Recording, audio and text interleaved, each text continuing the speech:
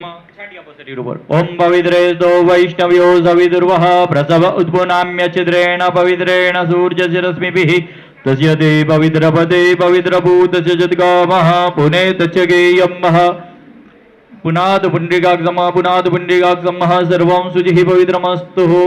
હવે ડાબા હાથથી ચમચી પકડવાની છે, જમણા હાથમાં પાણી લઈ 3 વખત પી જવાનું છે। ઓમ રીમ કેશવાય નમઃ સ્વાહા, રીમ નારાયણાય નમઃ સ્વાહા, રીમ માધવાય નમઃ સ્વાહા। ચોથી વખત નીચે થાળી જે છે એ નીચેની થાળીમાં હાથ ધોઈ નાખો। ગોવિંદાય નમઃ સ્તમ રક્ષાલયતઃ।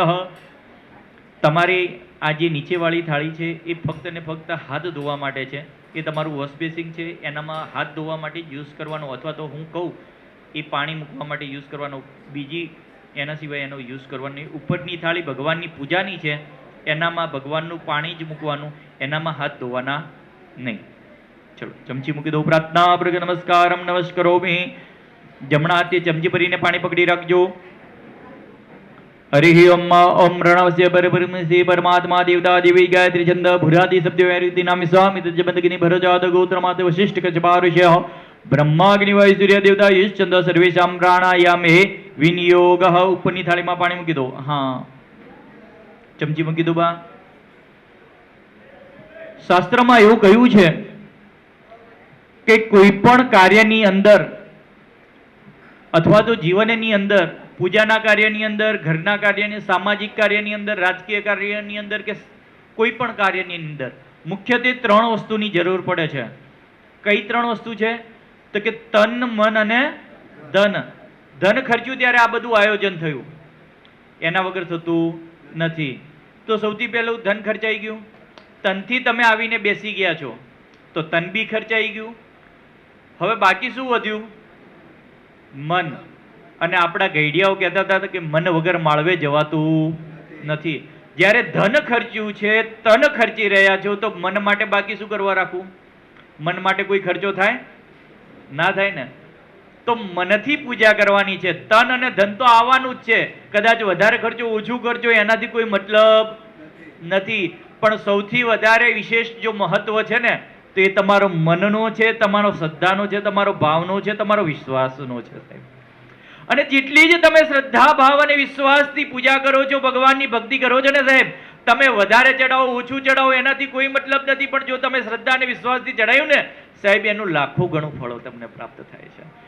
તો પણ મન છે ને માકડા જેવું છે, ક્યાંય ચોટીને બેસતું નથી કે ભાઈ આ ફલાણો ભાઈ આવી ગયો, આ વસ્તુ આવી ગઈ, આ લાયું, આ રહી ગયું। એ બધામાં આપણું મન સાંસારિક માયાઓમાં અટવાઈ જાય છે, અને એ સાંસારિક માયાઓમાં અટવાયા પછી એ બહાર નીકળતું નથી। અને એને બહાર કાઢવું હોય ને તો ફક્ત 2 જ રસ્તા છે। કયા 2 રસ્તા? કાં તો શ્વાસોશ્વાસની, પ્રાણાયામની યોગિક ક્રિયા દ્વારા, જે આપણા સાધુ મહાત્માજી આવે ને એ લોકો 5-5, 6-6 કલાક આમ સમાધિમાં બેસી જાય અને એક જ આસને બેસીને માળા કરે। અમારા ભૂદેવો પણ અનુષ્ઠાનમાં બેઠા હોય, જપમાં બેઠા હોય તો એક જ આસને બેસી અને 6-6 કલાક જપ કરે, કારણ કે એ શ્વાસોશ્વાસની ક્રિયાની અંદર એ લીન થઈ જાય છે। પણ એ તો હવે આપણે કરવી કાઠી, પણ હવે તો બાબા રામદેવે શીખવાડ્યું છે, તો જેને જેને આવડતું હોય એ અનુલોમ વિલોમ પ્રાણાયામ કરવાનો, ના આવડતું હોય તો દરેક જણાએ કમર ટટ્ટાર કરી હાથ જોડી અને ઓમ નમો ભગવતે વાસુદેવાય એ મંત્રનો 5 વખત આપણે જપ કરવાનો છે। કારણ કે પહેલી વસ્તુ તો કીધી કે પ્રાણાયામની યોગિક ક્રિયા દ્વારા, પણ એ તો આપણાને ન ફાવે, એ સાધુ સંતોને બ્રાહ્મણોને ફાય, તો આપણે શું કરાય? તો કે થઈ ગયા આપણે ભક્ત નરસિંહ મહેતા, એમને કશું ના આવડે તો કે નારાયણ નારાયણ નારાયણ નારાયણ નારાયણ કરતા કરતા એ ભવસાગર તરી ગયા। એ જૂની વાત નથી, હમણાંની વાત છે ને। તો કમર ટટ્ટાર, હાથ જોડી, આંખો બંધ કરી અને મનને એક ધ્યાન કરીને ભગવાન નારાયણનું જાપ કરવાનું। આપણા દરેકનું મન શાંત થાય એવો ભાવ કરવાનો। દરેક જણ હાથ જોડી આંખો બંધ કરી દે અને દરેક જણ મારી સાથે બોલે ઓમ નમો ભગવતે વાસુદેવાય. ઓમ નમો ભગવતે વાસુદેવાય. ઓમ નમો ભગવતે વાસુદેવાય. ઓમ નમો ભગવતે વાસુદેવાય. ઓમ નમો ભગવતે વાસુદેવાય. યથા પર્વતધાતુનાં દોષાંતઃ પાવક એવમ અંતર્ગતમ પાપમ પ્રાણાયામેન દહ્યતિ. ધીમે ધીમે શરીર ઢીલું છોડો અને ભગવાનના દર્શન કરો. ને દેખો, હવે દેખો, શરીર ઢીલું છોડ્યું, આંખો ખોલ્યા પછી આમ કડક કર્યું હશે ને, આંખો બંધ કરીને બોલવાનું ચાલુ થઈશું ને, એટલે માથા ઉપર જાણે કે ભાર ભાર ભાર ભાર થઈ ગયું હશે. અને જ્યારે હવે આ ઢીલું છોડ્યું ને, એટલે આમ જાણે કે એક બોરી ઉપાડીને સાઈડમાં મૂકી દીધી હોય ને કેટલું શરીરને શાંતિ થાય. તડકામાં 1-2 કિલોમીટર ફરીને આવ્યો અને પછી ઠંડુ પાણી મળે, એસીમાં જવાનું મળે તો કેટલી રાહત થાય. એવું શાંત, જેને યોગ્ય રીતે કર્યું હશે એને આવો અનુભવ થયો હશે. તો એ જ શાંતિથી, એ જ મનથી આપણે ભગવાનનું નામ સંકીર્તન કરવાનું છે, ભગવાનની કથાનું શ્રવણ કરવાનું છે. અને કથાના સમયે જે કથા સાંભળશો ને, એના કરતાં બિફોર કથા તમને ઘણું બધું સાંભળવાને સમજવા મળશે. તો એવું નહીં કે કથામાં જ કથા સાંભળવાની, એના પહેલાં પૂજામાં જ ઘણું બધું તમને સાંભળવા ને સમજવા મળશે, નવું નવું જાણવા પણ મળશે. પ્રાર્થનાપૂર્વક નમસ્કારમ નમસ્કરોમિ. દાદા 1 ચમચી ભરીને પાણી પકડી રાખો. બા તમે એમને હાથ અડાડો. આપણાથી જાણતા અજાણતા અનેક જાતના પાપો થાય છે, અને એ પાપો જ્યાં સુધી દૂર ન કરીએ ને ત્યાં સુધી પ્રભુ ભક્તિનો લાવો પ્રાપ્ત થતો નથી. કારણ કે પૂજામાં બેસવા માટે લાયકાત જોઈએ, અને એની લાયકાત શું છે ખબર છે?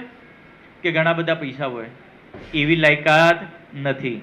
તો એની લાયકાત શું? કે નિષ્પાપી ભૂયાસમ, વ્યક્તિ નિષ્પાપી હોવો જોઈએ. આટલા બધા જ હતા, પણ એનામાંથી તમારો નંબર આવ્યો. નહીતર તો અમને વાત એવી થઈ હતી કે રાજુભાઈ બેસવાના છે પૂજામાં, બરોબર? તો એ રાજુભાઈએ તમને નક્કી કર્યા નથી, કે જે 4-5 માણસોએ તમને નક્કી કર્યા નથી કે તમે બેસો. એ નક્કી એમને કર્યું છે, ત્યારે તમારો નંબર આવ્યો છે. ને તો લાખો રૂપિયા ખર્ચતા હવનમાં બેસી શકાતું નથી.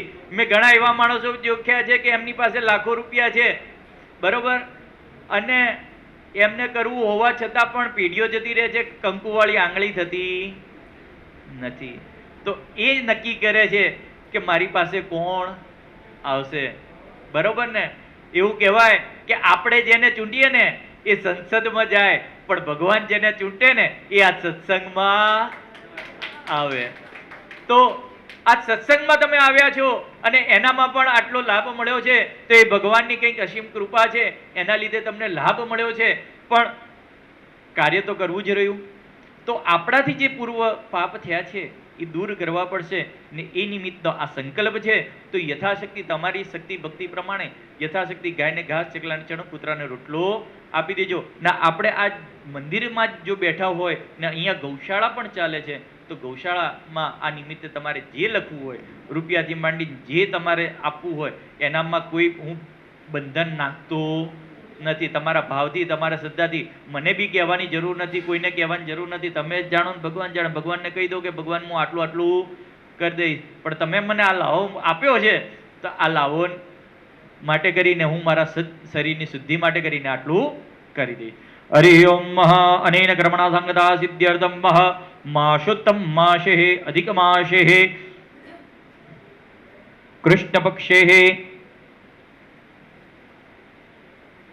સપ્તમ્યામ દિદો વાસરાન નિમિત્તાયમ સૂર્યવાસરે શુભનક્તે શુભયોગે શુભકરણે ચ શેષે શુકરેષુ યથાયતમ રાશિદાન સેવમ કર્ણ વિશેષણ વિશિષ્ટામ શુભની દિદો કાશ્યપ ગોત્રોત્પન્ન વેદ સાગા પ્રવર્ત વિસૃજ્ય યજમાનસ્ય. તમારી અટક બોલવાની. મોડી દેવ ટંક ધારિતવાહ, તમારા પિતાજીનું નામ બોલવાનું. નામના આત્મજસ્ય, તમારું નામ બોલવાનું. નામનો યજમાનો સપત્નિકો,